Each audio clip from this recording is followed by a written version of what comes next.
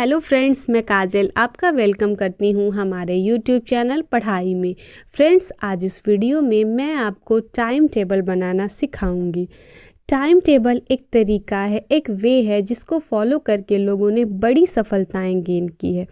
Friends, मैं उस conventional time table की बात नहीं कर रही जिसमें 2 घंटे मैथ और 3 घंटे साइंस, 1 घंटे इंग्लिश पढ़ने की बात की जाती है। ऐसे टाइम टेबल तो आप रोज़ बनाते हैं और वो वैसे ही पड़ा रहता है। आप अगर 4 दिन भी इसे फॉलो कर ले तो ये आपके लिए बड़ी बात होगी। उसके बाद तो वो वैसे ही पड़ा रहने वाला है। ऐसा मैं इसलिए भी कह रही हूँ क्योंकि मैंने भी अपने स्कूल और कॉलेज के टाइम में ऐसे टाइम टेबल बनाए हैं जिन्हें मैं 4 दिन से भी ज़्यादा फॉलो नहीं कर पाई।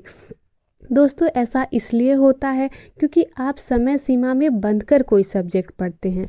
अगर आपने मैथ के लिए 2 घंटे दिए हैं, मान लीजिए अपने टाइम टेबल के हिसाब से आपको 2 घंटे मैथ पढ़ने हैं और उसी समय आपके घर कोई गेस्ट आ जाते हैं और जब तक गेस्ट जाते हैं तब तक आपके दूसरे सब्जेक्ट की बारी आ जाती है आपके टाइम टेबल के हिसाब से।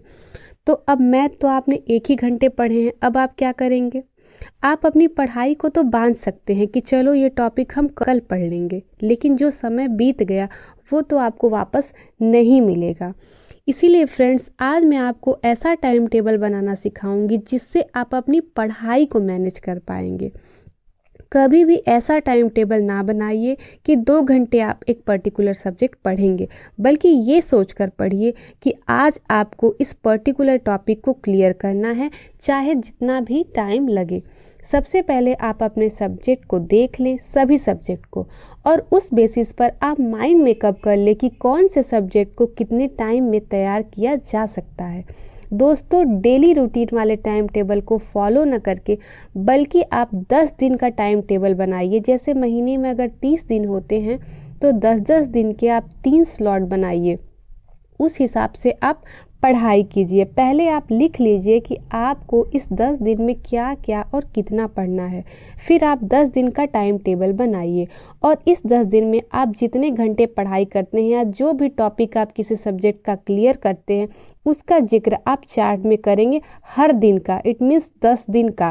पहले दिन आपने क्या किया, दूसरे दिन क्या किया, इन 10 दिन का आपको जिक्र करना है। याद रखिए, स्कूल, कॉलेज या कोचिंग में आप जो भी पढ़ते हैं वो आपकी खुद की पढ़ाई में काउंट नहीं होगा।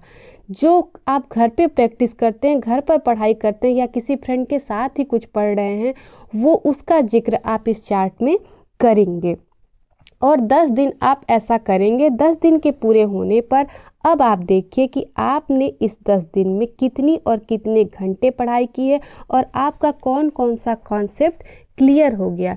इसी तरह आप दूसरा स्लॉट शुरू करिए। अगर पहले स्लॉट में आपने थोड़ी कम पढ़ाई की है, जिस टॉपिक को सोचकर आप पूरा नहीं कर पाए उसे इसमें करिए और 10 दिन कंप्लीट होने पर फिर से चार्ट देखिए। आप देखेंगे कि फर्स्ट स्लॉट से ज़्यादा पढ़ाई आपने सेकंड में कर ली है, क्योंकि धीरे धीरे आपका इंटरेस्ट बन रहा है। आप रोज़ के सिर दर्द से भी बच रहे हैं कि 3 घंटे साइंस, इंग्लिश, मैथ या सोशल साइंस पढ़ना था, मैं नहीं पढ़ पाया। दोस्तों, ऐसा टाइम टेबल सिर्फ पढ़ाई के लिए ही नहीं, अगर आप कोई व्यवसाय भी करते हैं उसके लिए भी बहुत मोटिवेटिव है। दोस्तों, अगर आप कुल मिलाकर रोज़ 3 घंटे भी पढ़ लेते हैं तो सोचिए आप 10 दिन में 30 घंटे पढ़ाई कर लेंगे, स्कूल और कॉलेज जाने के बाद भी। इसी तरह आप कॉन्फिडेंस बनाए रखेंगे और आप अपनी पढ़ाई और काम को मैनेज करने लगेंगे। अगर आप किसी कंपटीशन की तैयारी कर रहे हैं तो इसी को डबल कर दीजिए, यानी कि एक दिन में आप कम से कम 6 घंटे पढ़िए तो 10 दिन में आप 60 घंटे पढ़ लेंगे। और इसी तरह से चार्ट बनाकर आप भी अपनी पढ़ाई कर सकते हैं अगर आप कंपटीशन की तैयारी करते हैं तो। और इस तरह आप किसी कंपटीशन में क्वालिफाई करने के आपके 90% चांसेस बन सकते हैं। दोस्तों, मैंने जो आपको टाइम टेबल बनाने का तरीका बताया है, आप उसे फॉलो करके देखिए। निश्चित ही वो आपको अच्छा लगेगा और मोटिवेट करेगा। और अपने कमेंट्स हमें देना ना भूलिए और हमारे इस चैनल पढ़ाई को भी ज़रूर सब्सक्राइब कर दें। आपने अपना प्रीशियस टाइम मुझे दिया, उसके लिए आपका धन्यवाद।